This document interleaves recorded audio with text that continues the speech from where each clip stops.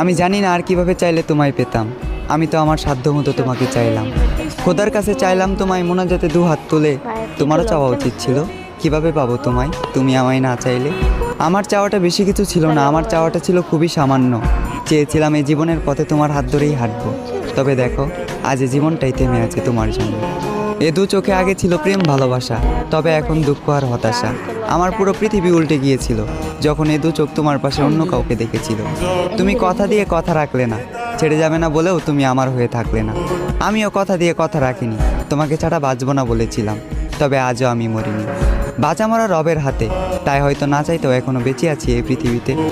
এত কিছুর পরেও যে রব আমায় বাঁচিয়ে রাখলো, শুধুমাত্র তিনিই জানেন আমি কিভাবে বেঁচে আছি। আজ আমি সবার চোখের আড়ালে চোখের পানি মুছি, সবাইকে দেখাই সুস্থতা, মুখে মুচকি হাসি।